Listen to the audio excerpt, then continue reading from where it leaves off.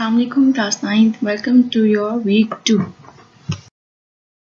Topics that are included in this week, it includes gas laws, which further includes Boyles Law, and then there are the society, technology and science and some side informations listed in your book. Starting with the gas laws, firstly we define what the gas law is. The relationship that expresses the influence of one variable on another, keeping the rest of variables as constant. यानी कि इसमें आप ये study करते हैं कि अगर एक वेरिएबल जिसमें वैल्यूज चेंज की जा सकती हैं, उसकी न्यूमेरिकल वैल्यूज चेंज करें, तो what will be the effect of that changes on the second variable. तो वो जो रिलेशनशिप है वो जो स्टडी किया जाएगा, it's a gas law. What variables are included in the gas law? It includes the 4 variables: pressure, volume, temperature, the number of moles. At a time हम 2 variables को पढ़ेंगे और बाकी rest of 2 will be constant. Starting with the first law, which is a Boyle's law, it explains the relationship of pressure and volume for a fixed amount of gas. Boyle's law की statement क्या कहती है? Statement कहती है the volume of a fixed amount of gas. यानी कि amount of gas तो पहले ही आपने fixed कर ली, यानी कि जिसमें number of moles small n value will be constant at a given temperature. यानी कि temperature will be constant again. So दो factors तो constant हो गए, two variables which includes amount and temperature. Volume of a fixed amount of a gas at a given temperature is inversely proportional to the applied pressure. यानी कि relationship between volume and pressure, they are inversely related, and the rest of the two variables which include amount and temperature, they are constant. Derivation की बात करें तो V is proportional to 1 by P. 1 by P means inversely proportional.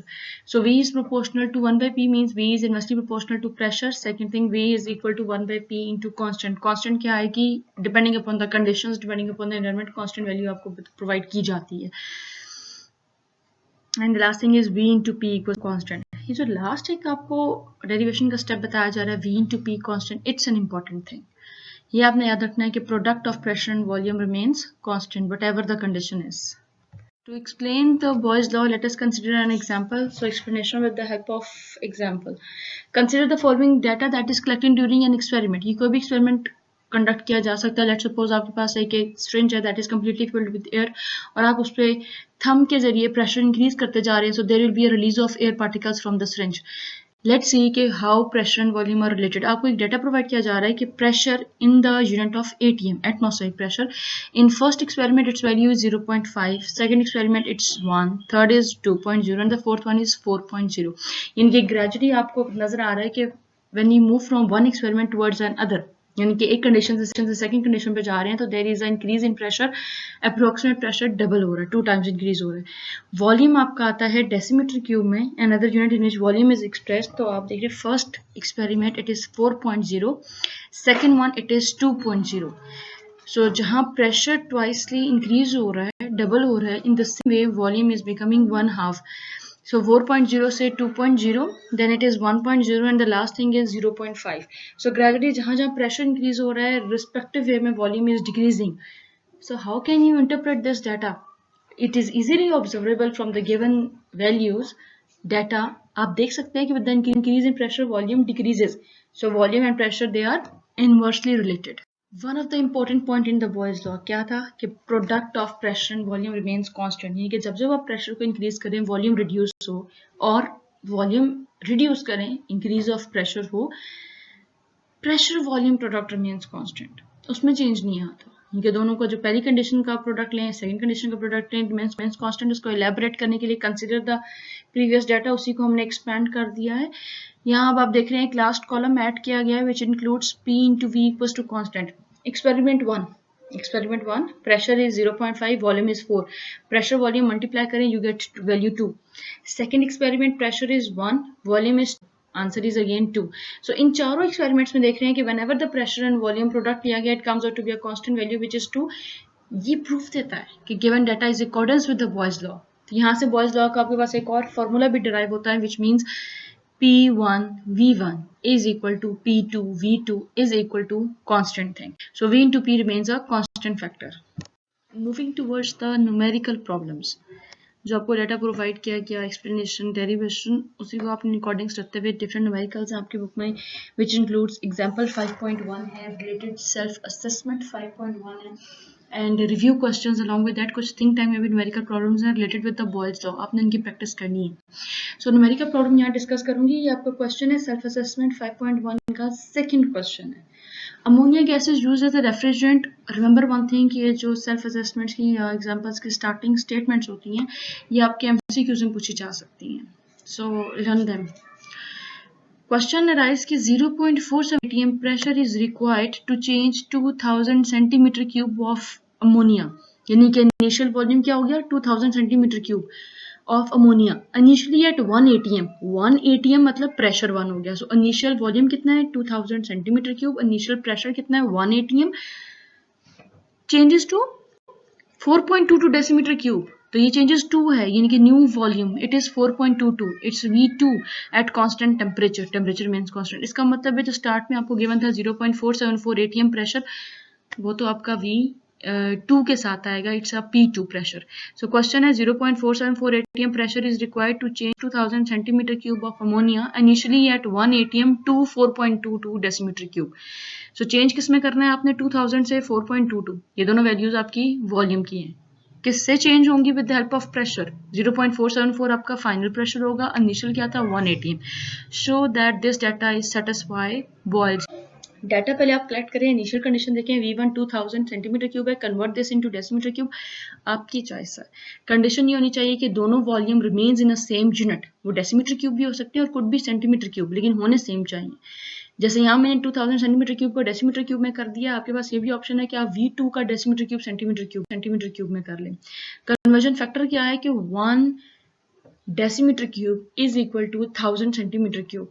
तो जब आप centimetre cube से वापस decimetre cube में जाएंगे तो डिवाइडेड बाय 1000 करेंगे. सो V1 की वैल्यू आ गई 2 decimetre cube. P1 is 1 atm. Final conditions क्या है. सेकंड वॉल्यूम है 4.22 डेसीमीटर क्यूब. हम इसको चेंज नहीं करेंगे क्योंकि हमने V1 को डेसीमीटर क्यूब में कर लिया है.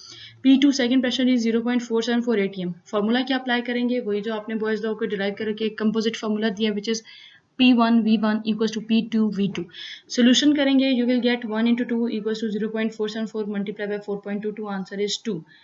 Right hand side equals to left hand side. It proves that given data is accordance with the Boyles law. So hence it is proved. Society, technology and science. Another side box is given in your textbook और उसमें mention है chemistry of gases. Typical कोई भी gas लें तो क्या characteristics हैं gas के.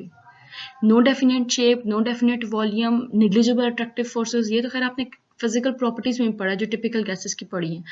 एक एग्जांपल के साथ आपको बताते हैं. Basically scientist use the power of reasoning. जो भी कोई ऑब्जर्वेशन लेते हैं ना उस पर रीजन देते हैं कि हाउ इट कुड एग्जिस्ट. क्योंकि being the student of the science हमें साइंटिफिकली कोई रीजन देनी होती है. लाइक आपसे कहा जाए कि when air is filled in a balloon why it expand. तो उसकी रीजन आप क्या देंगे कि जब आपने एयर ब्लो करनी है इनसाइड द बैलून तो वहाँ एक्सपेंशन इसलिए है कि जो साइज ऑफ बैलून इंक्रीज हो रहा है basically there is the expansion in the gas. Why. Because intermolecular forces in gaseous particles are negligible. वो बाइंडेड नहीं होते, वो ज्वाइंट नहीं होते. So they can occupy all the available space. That's why we say कि gas का एक characteristic क्या है कि having no definite shape, no definite volume, can easily occupy all the available space and can attain the shape of container in which it is kept. सो ना तो definite shape ना definite volume और उसकी वजह से क्या होता है कि जितनी भी अवेलेबल स्पेस है वो उसको ऑक्यूपाई कर लेते हैं और उसी कंटेनर की शेप को अटेन कर लेते हैं. तो एज अ रिजल्ट हम ये कहते हैं कि gases show a phenomena of expansion. Few interesting information you can say informative blocks are given in your book textbook में. उसमें एक फर्स्ट आपको गिवन है do you know में basically chemistry of atmospheric gases given है. Atmospheric gases, atmosphere composition क्या है, different gases हैं which includes oxygen, nitrogen, noble gases, hydrogen, carbon dioxide. So different gases का मिक्सचर है आपके पास एटमॉस्फेयर. केमिस्ट्री क्या है इसकी एटमॉस्फेरिक गैसेस की, how it is useful, helpful. पहली the very first important thing necessary for life. Without this life could not be possible. Oxygen. Atmosphere के अंदर 21% ऑक्सीजन है which is essential element life. Second important thing क्या फायदा atmospheric gases का, to moderate the temperature. आप देखते हैं जो क्लाइमेट वेदर चेंजेस आती हैं these are very moderate due to these gases. क्योंकि ये गैसेस एक लेयर, एक इन्वेलप प्रोवाइड करती हैं और टेम्परेचर अर्थ क्रस्ट का मेंटेन रहता है. एक्सट्रीम्स नहीं रहती, बहुत एक्सट्रीम से एकदम सेकंड एक्सट्रीम नहीं आती. There is a gradual flow, moderation between the temperatures. Ozone provides protection. Ozone component stratosphere है, लेयर ऑफ एटमॉस्फेयर के अंदर, और उसमें ओजोन प्रेजेंट है. ओजोन मतलब हमारे एटमॉस्फेयर का ही पार्ट है. फायदा है आपको पता है, it protects us from the harmful ultraviolet radiation that are coming from the sun. So atmosphere essential for life, temperature moderator, and protects us from the harmful rays. So it's the chemistry of atmospheric gases. Another society, technology and science discussed in your textbook, जिसमें ये बताया जा रहा है कि instrument improves whenever the science progress. जैसे जैसे day by day science में एडवांसमेंट आती है, न्यू टेक्नोलॉजीज आती हैं, तो इंस्ट्रूमेंट भी इम्प्रूव होता है. जो कैलकुलेट करना है, कुछ मेजरमेंट करनी है, मेजरिंग इंस्ट्रूमेंट्स हैं, they are improving day by day. इसके लिए हम ऑब्जर्व करेंगे कि गैलीलियो द फर्स्ट साइंटिस्ट जिसका मेंशन किया गया इन 1600s, ही सिंपली थॉट कि जो सक्शन पंप्स हैं वो इजीली वाटर को वेल से अपवर्ड मूव कर सकते हैं. उसकी थिंकिंग जस्ट ये कि force of vacuum, definitely force of vacuum create होता है और वाटर अपवर्ड मूव करता है. इनसाइड द पंप कहते हैं सिर्फ सक्शन पंप में एक फोर्स ऑफ वैक्यूम है जिसकी वजह से पंपिंग एक्शन होता है, वाटर अपवर्ड मूव करता है. आफ्टर द गैलीलियोस डेथ हमारे पास नेक्स्ट आता है E Torricelli. He was a Italian mathematician and physicist as well. He proposed another explanation. वो ये कहता है कि air that is present in the environment, atmosphere आपकी हैज द वेट. वो तो कहने पता चलता है कि हैविंग द वेट रीजन क्योंकि वहां पर जितनी भी गैसेस हैं, gases although having very minimum but they have the mass. Next हमारे पास barometer. The very first atmospheric measuring instrument discovered by E. Torsley, it's the barometer. Barometer basically measures the pressure at sea level. Sea level पे temperature will be 0 degree Celsius and the measurement of pressure. British scientist Robert Boyle. Torsley work was got a great attention and Robert Boyle further studied in a measurement of pressure. He improved the barometer into a J-shaped tube by adding mercury at its one end. Improvement by the Robert Boyle. Similar way पे इसी content पर Boyle studied the Boyles Law जो previously भी आपके साथ discuss किया. After Robert Boyle, there was a further modification in the pressure measuring instrument. It became manometer. So तीन different हैं जो आपने study करने हैं, barometer, shaped tube and manometer. These three are the improvement in pressure measuring devices. So in this way we can say that instrument improves as the science progress.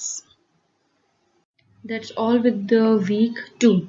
So kindly sort out your assessment and send it to me as early as possible.